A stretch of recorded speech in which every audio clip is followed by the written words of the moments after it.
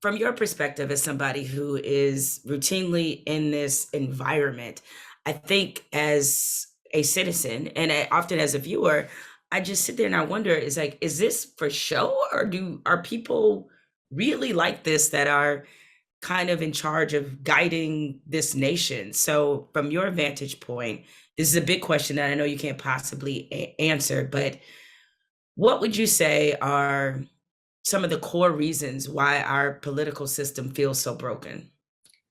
Well, they are really like that. It's not a show. And honestly, the main reason our political system is broken is because the incentive structures are broken. That people are incentivized not to get things done, but to get clicks and retweets and likes and outrage. Outrage is the greatest driver of American politics on both sides of the aisle. And it gets in the way of progress. It encourages extreme behavior and extreme positions. And that's there's no easy fix for that. The problem is that a lot of people want to be outraged. A lot of people want to be riled up. I mean, that's not just true of politics, it's true of journalism too. And it pays the bills. It's why you have a Fox News. It's an outrage machine, for the right wing of this country. And it's incredibly toxic and it's incredibly damaging. Now, some people would say that at the heart of that also is the need for fundraising. So people have to raise money to run for office. And outrage is an incredibly good fundraiser. If you've ever been on like Trump's email list, it's like all caps, always some kind of emergency, always something crazy. Most of it is not true, but he raises a ton of money that way. And some people would argue that one of the main reasons the incentive structure is broken is because all these members of Congress have to raise money to run for office, and they have to go to extreme lengths to raise the kind of money that you need in order to run for office. And I think that is true as well. But I also think even if you took the money out of the equation, we would still be incentivized because these are narcissistic people by nature. They want notoriety, they want to be noticed and to be known. And that's why they have the jobs that they do. And so the trying to create outrage in people is always going to drive behavior from politicians, and it doesn't produce actual progress. It doesn't produce results for people. And I there are no I'm saying that, like, I think that's the problem. That's not there's no I don't there's no easy solution to that, but that is the biggest problem that we face, is the race to both sides of the aisle, in terms of extreme views. So do you think it is equal? Because I know that sometimes I do get frustrated, and I don't say this because I'm wearing some cape for the Democratic Party. I realize exactly what they are, but it Yeah. doesn't feel even though it feels like the balance has tilted. And I'm not to say that I just think that's in the moment that we're in. That's not to say that Democrats have Yeah. never trafficked in that, but it just feels really out of balance. Like one side is clearly willing to go to places the other one is not. 100%. It is not balanced right now, especially right now.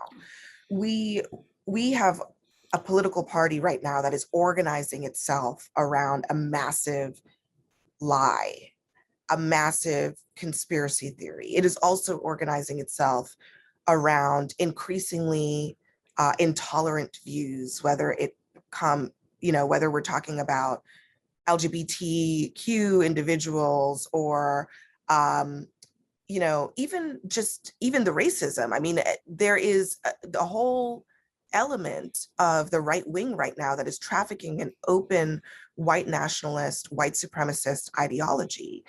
And that is different. That's next level stuff. And then on top of that, there is a distinctly anti-democratic tinge to all of this, that the idea that there's a whole wing of the Republican Party that is very much interested in throwing out the results of a free and fair election because they just don't like it.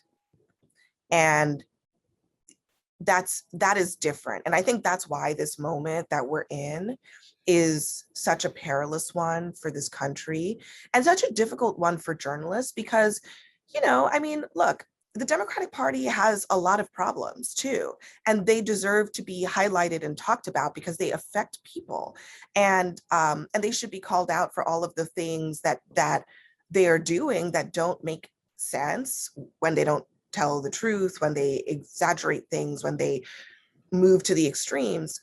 But then you also have this sort of existential threat to democracy on the other side that does overwhelm that. And I think for journalists, it can be very challenging because you want to sort of give hell to both sides, and we should be interested in keeping both sides accountable.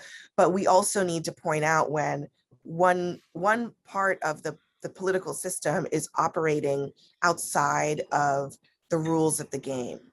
You can't have a political system when people don't want to play by the same rules.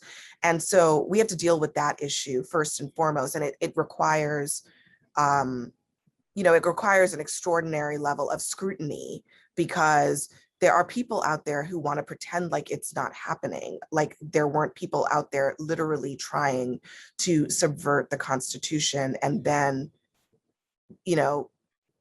support an insurrection, a violent insurrection on the Capitol. We can't forget that it happened, because it happened and it could happen again. As you mentioned, you have conservatives that are organizing their entire party around the big lie and the idea that Joe Biden is not a legitimate president.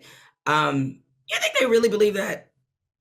I mean, I know that there are their base. A lot of them definitely believe it, but deep down when they're kicking it somewhere on the hill, are they like, yeah, he's really not the president? I'm like, I just have a hard time believing it. I'm like, they're putting to me on the greatest, most destructive form of political theater I've ever seen, because there's no way in their heart of hearts they actually believe this fucking election was stolen. Like, I don't believe it. I just don't. Many of them don't. Many of them don't. Some of these people, they know what's going on. They know that this is all a ruse, because privately they will say that.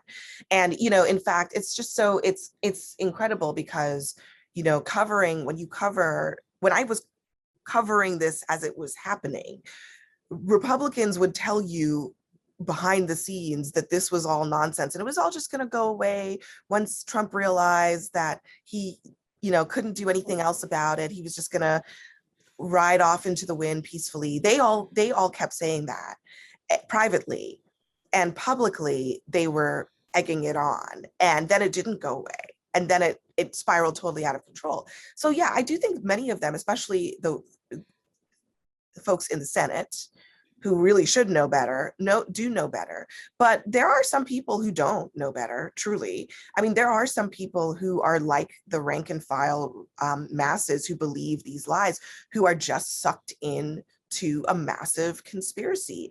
And it seems outlandish, but if you've ever seen people get sucked into a conspiracy, none of it makes any sense. And yet that's the nature of conspiracies. It seems incredibly outlandish to people who are on the outside, but once you are sucked in, it becomes your whole world. And I think that is very true for a lot of people who genuinely believe this, because it's become part of their personal identities, part of their worldviews. They're hearing about it in church, they're hearing about it in their kids' school groups and among their friends and on the internet, and it's their world, and so they believe it.